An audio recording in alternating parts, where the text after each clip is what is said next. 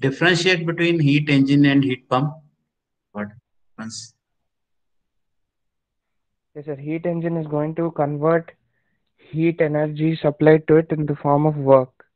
Okay. But heat pump is used to like heat, remove heat or add heat to a given body. Like for example, heat pump is like refrigerators, sir, Oh, and heat engine is like IC engine.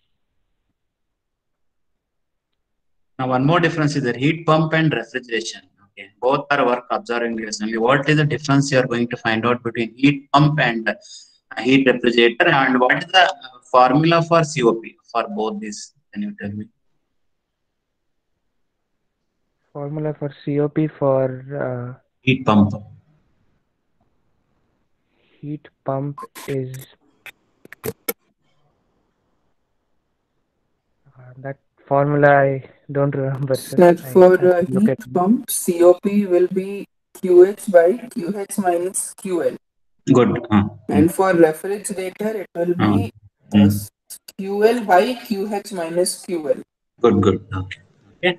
That's why you have to understand concept. Okay. These are the simple things. Okay. Heat pump and refrigeration, both are work absorbing device only.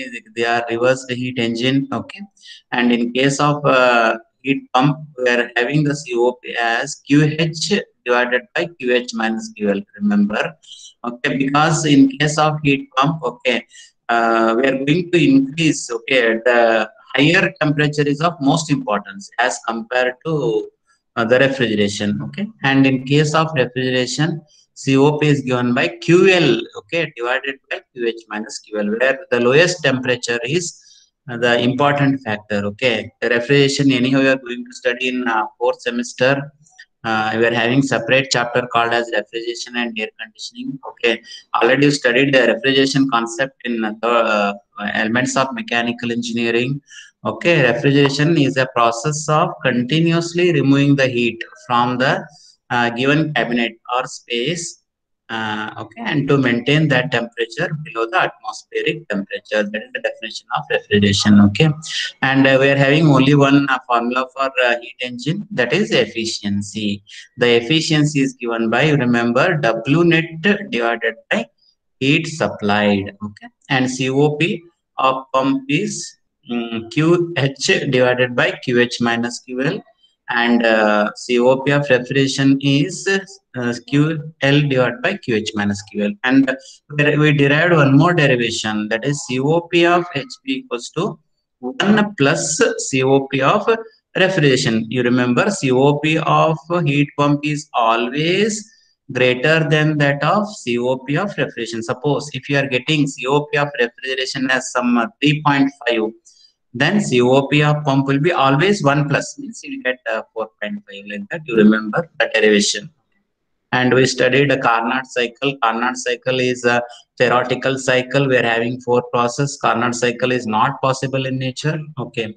Then we studied Carnot theorem. Okay. Do you understood the concept of Carnot theorem? Okay.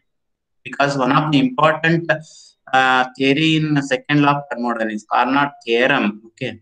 You understood all the concepts, including diagrams. Suppose if you are not understood, I'll explain once again that concept. We are having two things. One is Carnot theorem and corollary of Carnot theorem. Two things are there. Okay. Before that, you should have the idea of Carnot theorem. All of you understood Carnot theorem? Any doubt? Carnot theorem. In the previous class, I explained with the sketch. Anybody? You understood clearly? You have to understand the concept in thermodynamics. Okay. Then only you can write in the exam. Okay.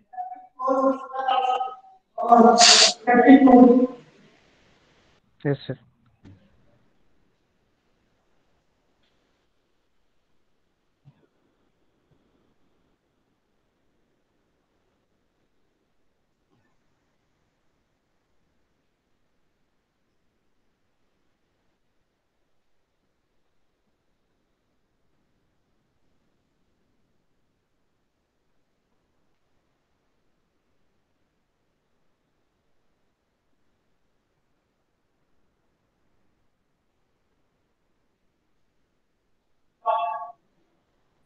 Whether screen is visible?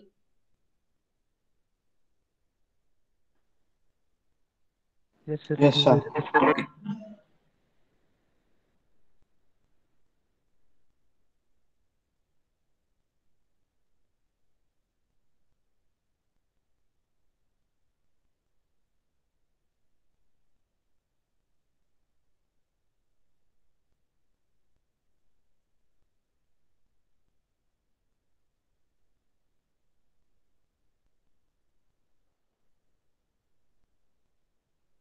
Okay, so I'll explain once again this Carnot theorem because it is one of the important thing they'll ask for 10 marks. Okay, so that you have to explain with the sketch and the statement. Okay, I'll repeat once again. Those are not understood properly, so I'll explain once again. Okay, it states that all the engines operating between a constant temperature source and constant temperature sink, none has the higher efficiency of reversible engine. Means whatever engine you take, the reversible engine is the one which gives the maximum efficiency. Okay, suppose you consider 100 engines. Out of 100 engines, suppose 99 are irreversible and one is the reversible engine. In that case, that reversible engine gives the highest efficiency. Hence, everywhere the reversible engine will be preferred. Okay, first you have to write the statement of Carnot theorem. Means all the engines operating between a constant temperature source and constant temperature sink. As I said, so in order to work the heat engine, we should have minimum two thermal reservoir. One is the heat source at highest temperature and one is the sink at lowest temperature. Suppose if any one of the thing is not there, if source is not there, in that case it violates the Kelvin Planck statement and the heat engine will not work. It becomes PMM2. Hence, any heat engine we should have the minimum two thermal reservoirs, source and sink. Okay, so for any heat engine we should have minimum two temperature reservoirs. Okay, hence it states that all the engines operating between a constant temperature source and a constant temperature sink, none has the higher efficiency than reversible engine. Means the reversible engine is the one which gives the maximum efficiency. Okay, so after writing the statement, you have to draw this diagram. Okay, so you have to show source at highest temperature T1, the sink at T2. We are having the two heat engine producing the work output WA and WB respectively. Q1A is the heat taken from the source 1 and supplied to the heat engine A, and Q2A is the heat rejected to the sink, which is at temperature T2. Okay, we see the diagram. We are having the another heat engine B, which takes the heat Q1B from the source at higher temperature and rejects the heat Q2B to the sink, which is at lower temperature, and producing the work output. Okay, so you have to show all the things clearly. Okay, you have to show HEA, HEB means the heat engine A, heat engine B, WA, WB, Q1A, Q2A, Q1B, and Q2B. This is the diagram, first diagram. Okay. Now, let among these two engines, first starting, I am assuming that HEA may be any heat engine. It may be reversible or reversible, and HEB means it should be a reversible heat engine. Among two heat engine, I am assuming that the engine A is irreversible heat engine and engine B is the reversible heat engine. Okay, our aim is to prove the efficiency, the thermal efficiency of heat engine B is more than that of the heat engine A. That is our aim. Okay. Now, starting what I am doing, the assumption that I am assuming. Okay, this is assumption. Okay. After that, we are going to tell our assumption is wrong. That is the second thing. But starting, I am assuming that the eta A is eta. You see, efficiency of any cyclic heat engine is represented by simple Greek word eta. This is the eta. Okay, we're having certain symbols in basic thermodynamics like gamma. Gamma is ratio of specific heats. Okay, and eta is efficiency, like that. We are having Cp, Cv. We are having certain symbols in thermodynamics. Okay, eta is the efficiency. Starting, I am assuming that okay, eta A is greater than eta B. Okay, I am assumption. And I'm assuming that the same amount of the heat is extracting from the source. Okay, we are having two heat engine A and B, and Q1A equals to Q1B. So suppose I am taking some 50 kilojoules per second of the heat from source T1. The same 50 kilojoules per second of the heat is extracting from the source to engine B. That is the thing. Okay, Q1A equals to Q1B equals to Q1. Okay, so whenever Q1A equals to Q1B, in that case, eta A is greater than eta B. So just starting first step, you write, assume that eta A is greater than eta B. Q1A equals to Q1B, so that eta A equals to eta B. So already we studied the efficiency of any heat engine is given by the net work done divided by supplied. Okay, net work done for the engine A is WA divided by heat supplied is Q1A equals to eta B is given by WB divided by Q1B. So first you write eta A equals to eta B, then WA equals to WA divided by Q1A equals to WB divided by Q1B. And whenever assume that eta A is greater than B, eta B is nothing but what? WA should be greater than WB. Then only we'll get eta A is greater than eta B. Based upon this equation, just you write WA is greater than WB. Okay. Now, after writing this statement, you have to write the second diagram. Okay, you see the second diagram. Okay, observe the difference between first diagram and second diagram.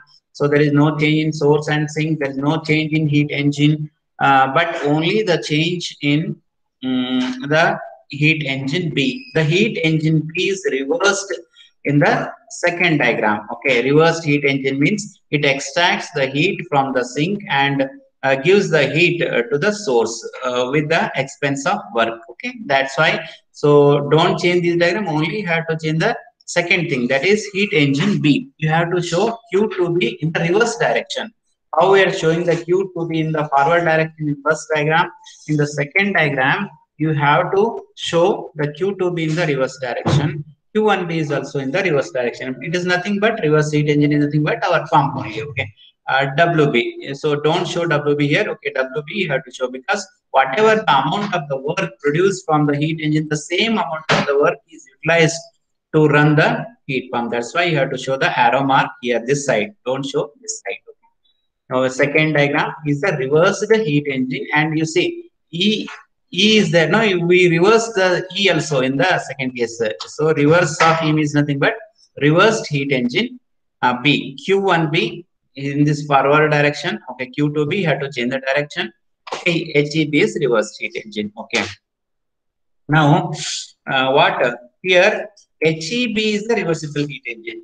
The magnitude and heat transfer quantities will remain same, but only the direction will be reversed. Okay, whatever the magnitudes of Q1B and Q2 will be same. There is no change in magnitude, but only the direction will change whenever you are going to reverse the heat engine. Okay, and whatever the amount of the work output of the heat engine A is utilized to run the heat pump B or reversed heat engine B. Okay.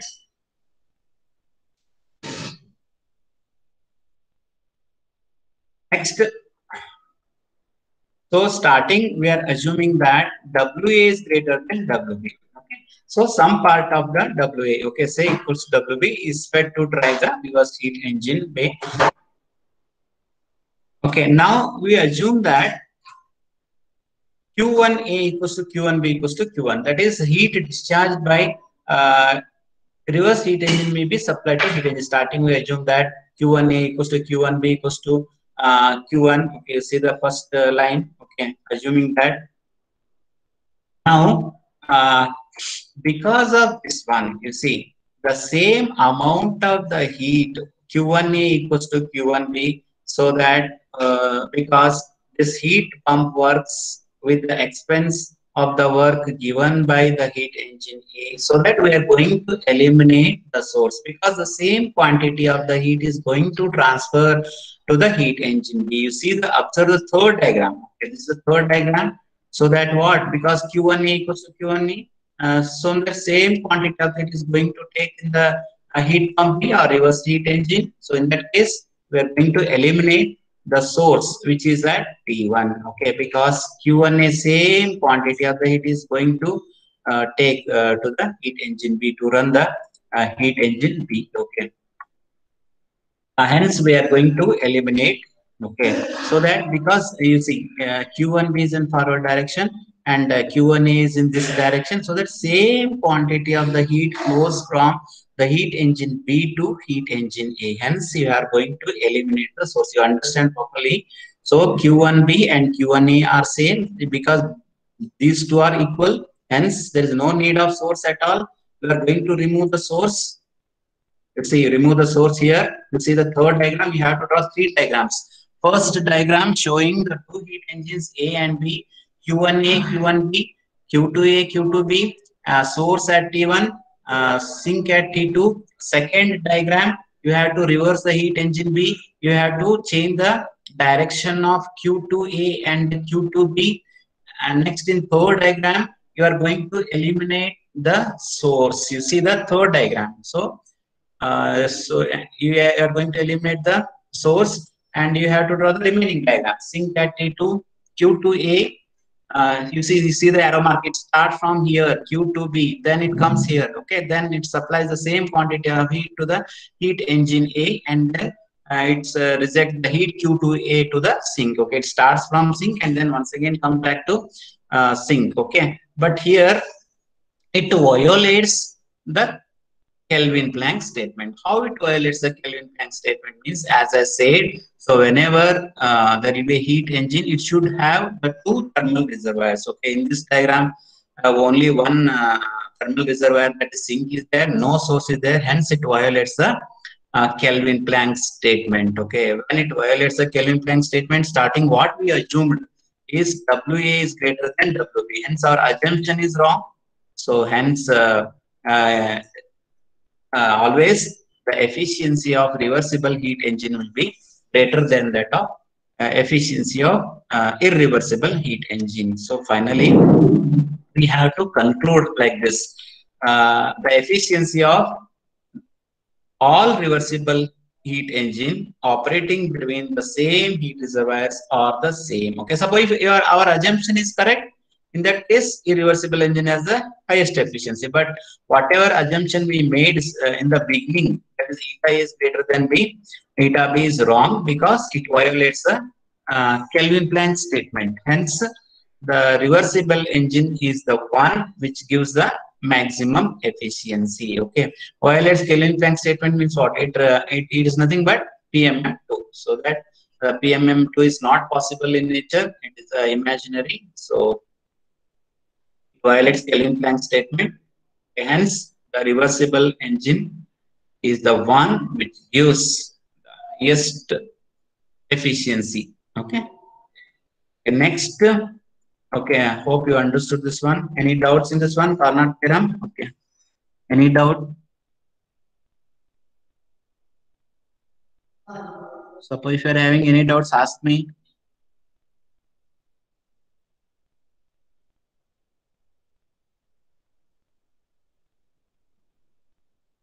Do you have any doubts?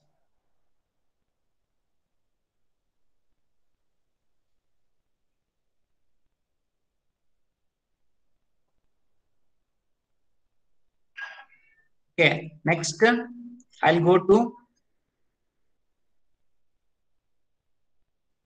corollary. Okay, corollary of Carnot's theorem.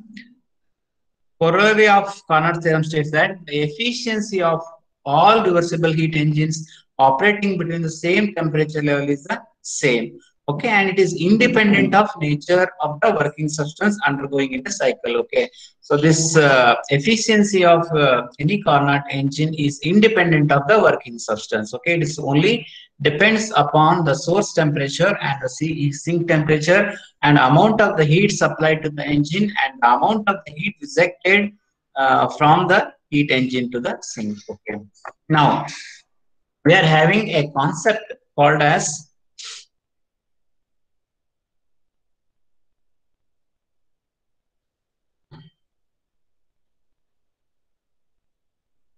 absolute thermodynamic temperature scale. Okay, already we studied. Okay, whenever they ask, write the corollary of Carnot theorem. Okay, you have to write this is the corollary the efficiency of all reversible heat engine operating between the same temperature levels is the same. Okay, it does not depend upon the working substance. Next, we are having a concept called as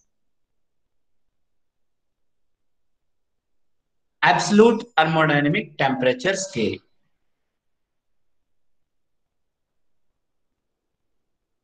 Okay.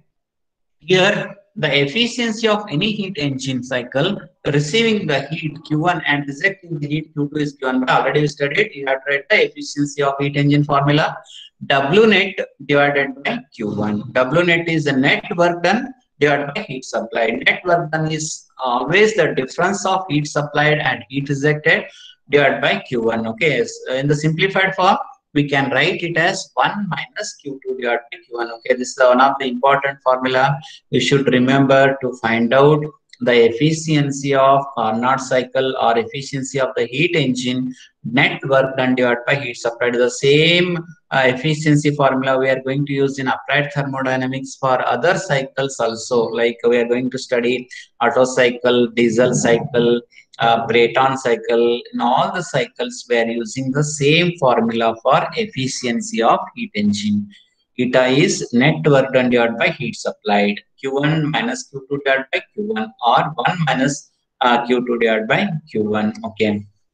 Now, as we said that Q1 is related to T1 and Q2 is related to T2, by second law of thermodynamics, it is necessary to have the temperature difference. Okay, if any one of the heat is not there, suppose if we don't have Q2, in that case, it violates Kelvin-Planck statement, will not get the heat engine. Okay, and it's always the temperature difference should be there to work the heat engine. Okay, by second law of thermodynamics, it is very necessary to have temperature difference T1 minus T2 to obtain the work done from any cycle. As I said, suppose if Q2 is not there, in that case, what happens? We get Q1 divided by Q1 means you get efficiency as 1. Okay, the no heat engine will have the 100% efficiency.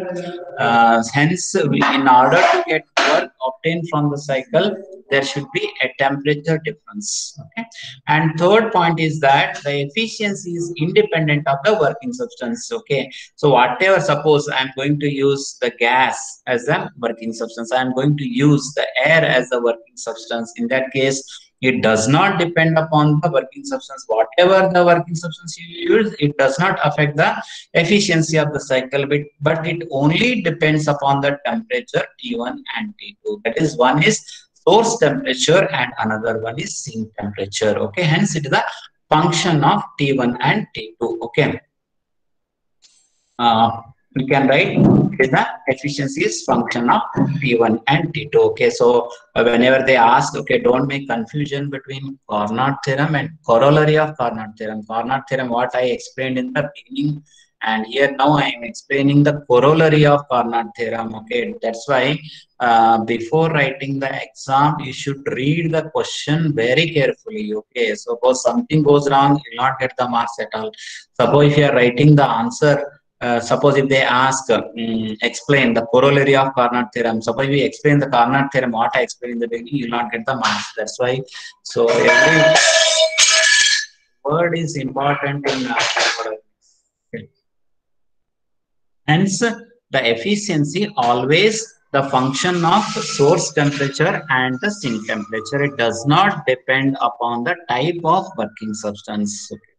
Hence, we can equate LHS and RHS. It is nothing but the efficiency. Efficiency we can write in the formula also Q1 minus Q2 divided by Q1, or 1 minus Q2 divided by Q1. It is a function of temperature only. Okay, LHS side, you write the expression for efficiency. On the right hand side, it is a function of temperature T1 and T2. Okay, so now you neglect the word. Okay, so Q2 divided by Q1. Okay, only you take the ratio.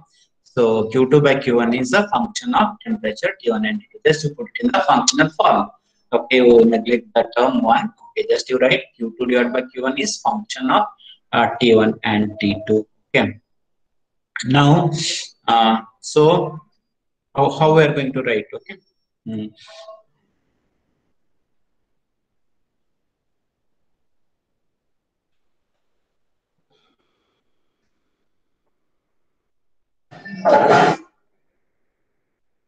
Okay. Now you consider this diagram. Okay. So this diagram, we are having the heat reservoir which is operating at temperature T1. So in this case, we are having the three heat engine. Okay, you see, heat engine E1, heat engine E2, and heat engine E3. In the left hand side, we are having two heat engines, and in the right side, we are having the another heat engine. Okay, Q1 is the heat received from the temperature reservoir at T1. So net work done for the heat engine 1 is given by Q1 minus Q2. Okay, that same amount of the heat, that is Q2. So I am going to take as the heat input to the heat engine. Do you see the diagram carefully? So just you have to show the three heat engine. One is the heat engine which extract the heat Q1 from the thermal reservoir at T1, producing the net work done, that is Q1 minus Q2. So whatever the amount of the heat Q2 rejected from the heat engine 1 is taken as the heat input to the heat engine 2. Okay, and producing the net work output as W2 equals to Q2 minus Q3. Okay, so we know that net work done is given by the heat supplied minus heat rejected. Very simple. Whatever the Q2 is rejected from the heat engine 1 is taken as the heat input to the heat engine 2 and producing the net work output as Q2 minus Q3. And this is the heat reservoir at T3. Okay, so because you are having T3, you take it as T3. Don't take T2. Okay. Next, we are having another heat engine. Okay, E3, and which extract the Q1, the same quantity of the heat from the heat reservoir which is at temperature T1 and producing the net work output W3 equals to Q1 minus Q3. Okay, here we don't have two heat engine, only one heat engine is there. So that Q1 minus Q3. So net work output for engine 3 is Q1 minus Q3. The net work output for engine 1 is Q1 minus Q2. The net work output for heat engine 2 is Q2 minus Q3, like that. So you have to draw the simple diagram. Okay, don't make confusion. Instead of two heat engine, we are having the three heat engine. Okay, and whatever the heat extracted from the heat engine 1 is taken as the heat input to the heat engine 2. Okay, first you have to write the two reservoirs. You have to show three diagrams. One is E1, E1 is engine 1, E2 is heat engine 2, and E3 is heat engine 3. So it is a arrow mark is cyclic process Q1, Q2, Q3. Here Q1 and Q3. W1 is Q1 minus Q2, Q2 minus Q3, and Q1 minus Q3. Okay, like that you have to represent the diagram. Okay, in case of corollary of Carnot engine. Okay, next. So how we are going to write? Okay, so Q2 divided by Q1 equals to F1 function of T1 by T2. Suppose we can write like this also. Q2 divided by Q3 is in terms of function of T2 and T3. How the 1 and 2, it depends upon the temperature T1 and T2. Like that, Q2 and Q3 depends upon the function, because the ratio is always the function of temperature only. Based upon this equation, you can write the equation like this. Okay, Q1 by Q2 equals to F of T1 T2, Q2 by Q3 equals to F of T2 T3, or Q3 by Q4 equals to F of T3 T4. Like that, whatever the heat you are taking, same thing you have to write in the right hand side in terms of functional equation. Okay, so here you remember the ratio of heat is always the function of source temperature and sink temperature. Does not depends upon the any other parameter. Okay, based upon this equation, I am writing the equation like this. Q1 by Q2 is function of T1 by T2. Q2 by Q3 is to function of T2 by T3. Don't take Q1 here because the ratio is 2 and 3. And in the first case, Q1 by Q2 means is a function of T1 and T2 only. Don't take T3 here. Okay, here Q2 by Q3 is function of T2 by T2 and T3. Suppose if you are writing Q3 by Q4, in that case you have to write Q3 by Q4 equals to function of T3 comma T4. Okay, ratio of heat is always the function of temperature only. Okay. Next, I hope you understood this diagram. This is one of the important diagram in the corollary of Carnot's theorem. So in thermodynamics, better you have to explain with the diagrams. Okay, so the diagram is one which tells everything. Okay, whatever explanation is there, better you have to explain with the diagrams. Okay. Next,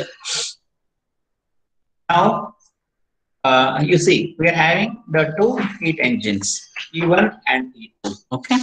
Now E1 and E2.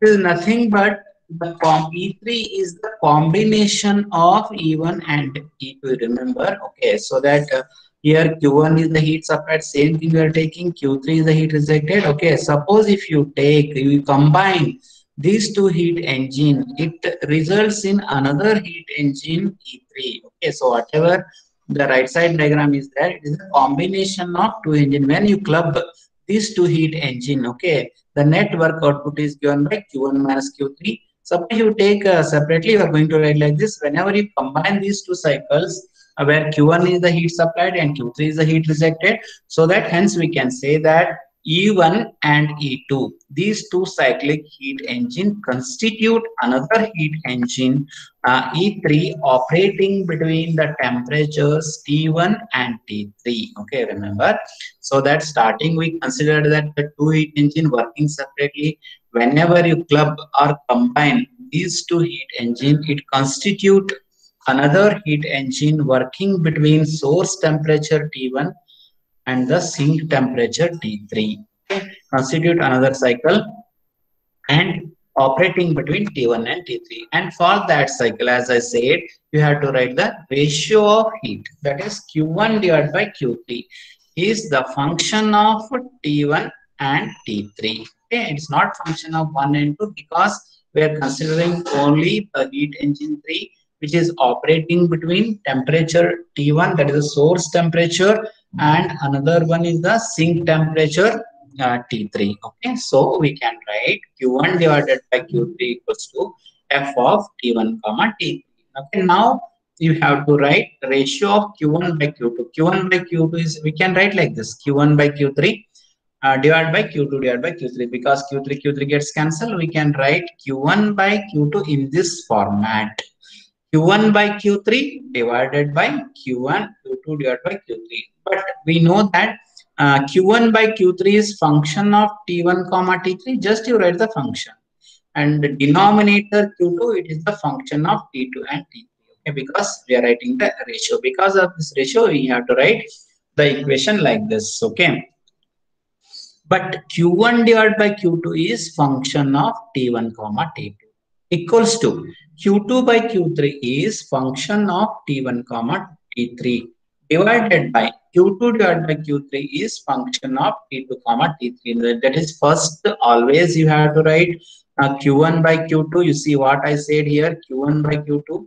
Next you have to write for another heat engine E3, you have to write Q1 by Q3 equals to function of T1 by T3. Here just you are writing the function and taking the ratio, that's it. And only statement is important and your diagram is important. Okay, in corollary of Carnot theorem, statement first, diagram next, you are going to write the function. Okay, and you have to write clearly that the efficiency of any reversible heat engine does not depend upon any working substance. It may be air, it may be gas, or whatever it is, but it depends only on the source temperature and the sink temperature. Okay, next Q1 by Q2 is function of T1 comma T2 equals to a function of T1 comma T3 divided by function of T2 comma T3. The ratio Q1 and Q2 depends only on T1 and T2 and it is independent of T3. You see, suppose you take 1 and 2, as I said, it depends only on T1 and T2, does not depend upon the T3. Okay, now Q1 by Q2 equals to function of T1 T2. I am putting another function as phi. Okay, this is another function of T1 and it is a function of T2. Okay, so here function of T1 and T2 is represented by another function of phi is another function divided by function of T2. Now we are having Kelvin defined simplest possible way to define the absolute temperature scale, that is Q1 divided by Q2 is nothing but T2. Just you have to write in another formula. Okay, see, you are obtaining the final equation Q1 by Q2 equals to function of T1 divided by function of T2. Hence, Q1 is always related to source temperature and Q2 is always related to the sink temperature. That is Q1 by Q2 equals to T1 divided by T2. This is called as uh, Kelvin scale. Okay, already you studied Kelvin scale in the first chapter. That is Kelvin scale is the measurement of temperature, where we studied ice point and steam point. Ice point is assigned as 0 Kelvin and steam point is assigned as 273.15 Kelvin. Okay, so this is the corollary of Carnot's theorem leads to scale called as Kelvin scale. Q1 by Q2 equals to T1 divided by T2. So whenever they ask explain the Kelvin scale in second law of thermodynamics, you have to write the corollary of second law of corollary of Carnot's theorem. And whenever they ask Kelvin scale in first chapter, in that case, just you have to write simply. Okay, that is scale. Assign two values, ice point and steam point. But whenever they ask the same question in the second law of thermodynamics, you have to explain everything, and then you have to state that Q1 is Q1 ratio, Q1 and Q2 always the function of T1 and T2. It is only depends upon the source temperature and sink temperature. It does not depend upon the any other parameters. Okay, it depends only on the temperature. Okay, I hope you understood. Okay. Also the triple point of water. Okay, already I say triple point in the first chapter. Triple point is the point where all the three phases like solid, liquid and gaseous phase coexist in equilibrium condition, and I gave the value also in first chapter, that is 0.001 degrees Celsius. Okay, in a Celsius scale that you can convert in Kelvin scale. Okay, so Q1 by Q2 equals to T divided by T2. That is T1 is you can write T as 273.16 into Q divided by QT. This is called as the Kelvin scale. Okay, hence the corollary of second law of thermodynamics leads to Kelvin scale. Okay, now I am going to do numerical problem. Okay, so you see based upon whatever concept I taught, okay, I'll do some simple numerical problems. Okay, you'll see the statement of this problem. A refrigerator working on a reverse Carnot cycle. You remember reverse Carnot cycle, which is nothing but pump or refrigeration. Okay, refrigerator working on reverse Carnot cycle requires 0.5 kilowatt per kilowatt of cooling to maintain a temperature of minus 15 degrees Celsius. Determine the following: COP of refrigerator, temperature at which it is rejected, and amount of heat rejected to the surroundings per kilowatt of cooling. Okay, so whenever they give first, always you have to write the given data. Okay, so whatever given data here, W is the work done. Okay, work done is given 0.5 kilowatt, and then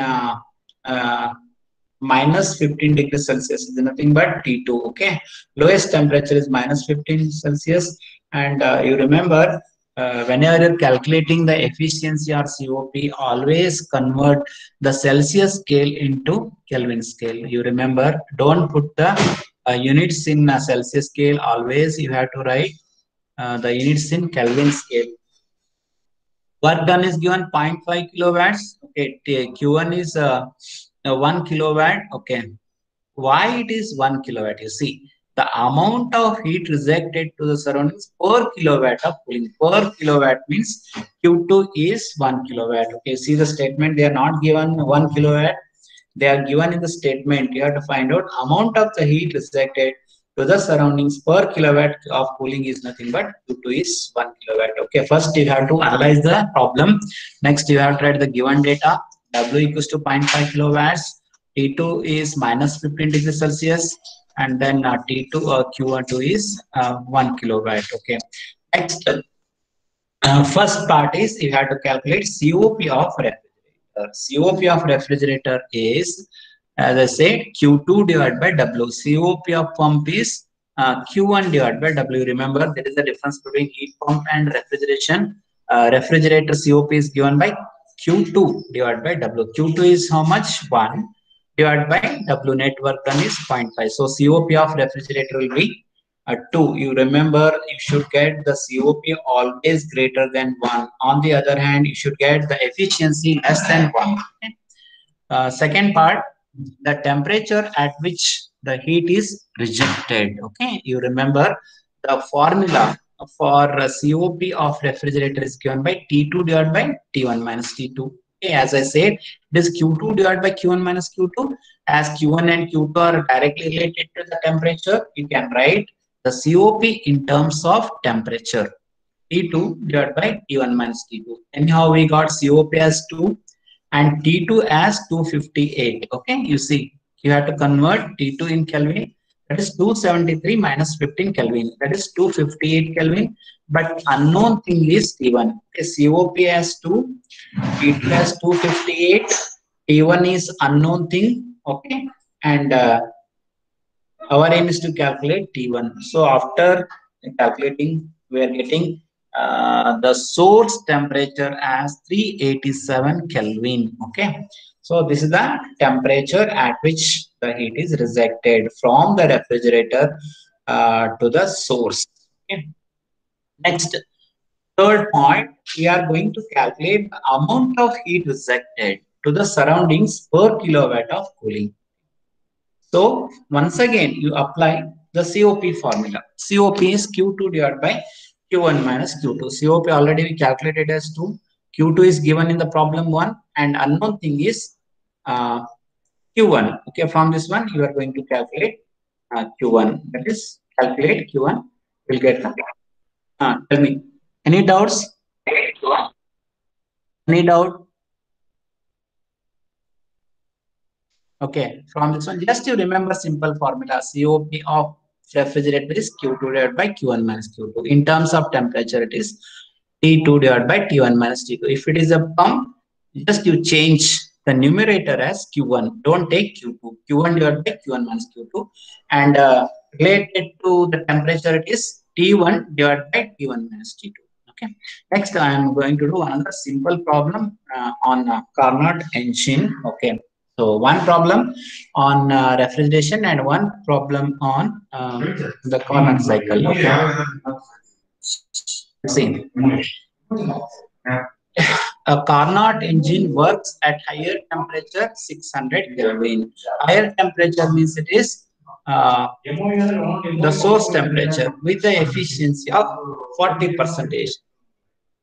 If the efficiency of engine is 75% and lower temperature kept constant, what is the highest temperature? Okay, you understand the problem properly. A Carnot engine works at higher temperature 600 Kelvin. Okay, for 600 Kelvin, we are getting the efficiency as 40%. Just you consider this part. Okay, we are going to calculate the efficiency of heat engine. That is TH minus TL divided by TH. Okay, efficiency of heat engine is 0.4. TH is 600. For this temperature, we are getting the efficiency of heat engine as 40% minus TL. Okay, just calculate the 0.4 into 600 equals to 600 minus TL. After simplification, we are getting the lower temperature as 360 Kelvin. Okay.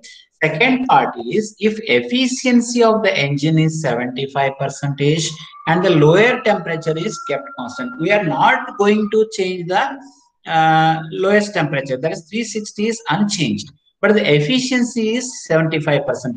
Whenever the efficiency is increased, then the source temperature also increases. Then what this for this efficiency, how much source is going to supply the heat? Okay, our aim is to find out QH for this efficiency, keeping the low temperature constant. Okay, so that's why there are two parts in this problem. One is for 40% efficiency, we are going to calculate the lowest temperature, that is 360 Kelvin. If the efficiency of the engine is increased and keeping the low temperature constant, then obviously there will be an increase in the source temperature also. Okay, so next part is Once again, you apply the efficiency of heat engine is given by TH minus TL divided by TH. Okay. So the efficiency for second case, it is 75%. Don't put percentage, you have to put it in the decimal point, 0.75 equals to TH. Our aim is to find out the highest temperature and keeping the lower temperature constant, no change in the lower temperature. That is sink temperature not changes, but efficiency increase. So our aim is to find out the sink source temperature. Okay. So 0.75 equals to TH minus 360 divided by TH. 0.75 TH equals to TH minus 360. So simplify 360, you take left hand side equals to TH minus 0.75 TH. So 360 equals to 0.25 TH. TH equals to 360 divided by 0.25. Okay, so we are getting the source temperature as 1440 Kelvin. Okay, remember whatever units you are getting in Kelvin.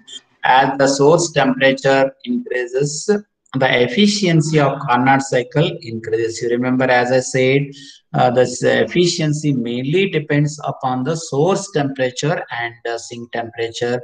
As we studied corollary of Carnot theorem, it does not depend upon the any other parameter. So it does not depend upon the any working substance in the cycle. It depends only on the source temperature and sink temperature. As the source temperature increases, the efficiency increases, and on the other hand, when the sink temperature decreases, the efficiency increases. Okay, remember, whenever there will be a low heat rejection, the efficiency increases. Whenever there will be high heat rejection, the efficiency decreases. Whenever there is the high source temperature, efficiency increases. Whenever there is a low source temperature, efficiency decreases. Okay, so keeping in this mind, so we have to do the problem. Okay.